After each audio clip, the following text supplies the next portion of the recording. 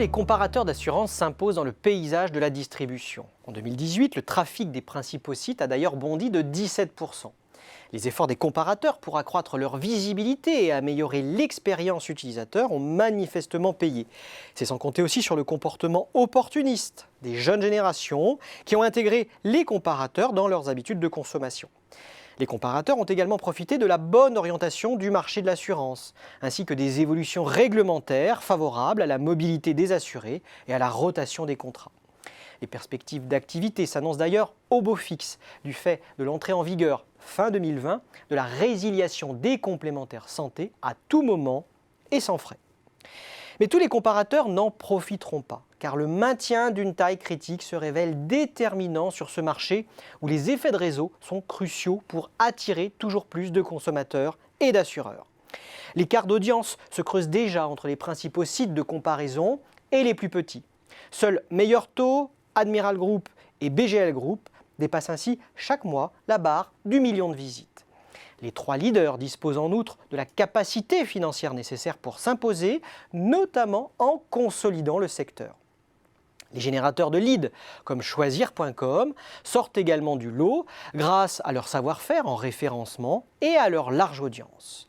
Si dans l'ensemble, les comparateurs enregistrent une belle croissance de trafic, ils pâtissent toutefois de la généralisation de la rémunération à l'affaire nouvelle. Une formule qui a été imposée par des assureurs soucieux de maîtriser les coûts d'acquisition client au détriment des très avantageuses commissions à la mise en relation. Ce bouleversement du mode de rémunération appelle une riposte de la part des éditeurs de sites de comparaison d'assurance. Premier axe stratégique pour eux, développer les sources de revenus complémentaires. Ils tentent ainsi de valoriser la donnée first party collectée sur leur propre site, ce qui leur donne l'occasion de diversifier leur offre, notamment en élargissant les offres comparées hors du champ de l'assurance. Une stratégie mise en œuvre par lesfurets.com, dont l'ambition est de devenir la plateforme de référence des dépenses contraintes. Le comparateur propose ainsi depuis fin 2017 la comparaison de prêts immobiliers et plus récemment d'offres d'énergie. Deuxième stratégie de riposte des éditeurs, soigner leur image et l'expérience client afin de lever les barrières à l'utilisation des comparateurs. Au-delà des investissements dans les médias traditionnels et numériques, les éditeurs misent sur l'amélioration de l'expérience client. Des outils innovants sont mis en place à l'instar du nouvel algorithme de recommandation d'Hyperassure.com en assurance auto.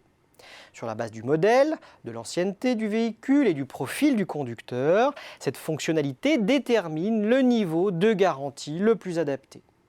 D'autres, comme mutuelconseil.com, recourent à des chatbots pour aider les visiteurs dans leur comparaison et accroître le taux de conversion.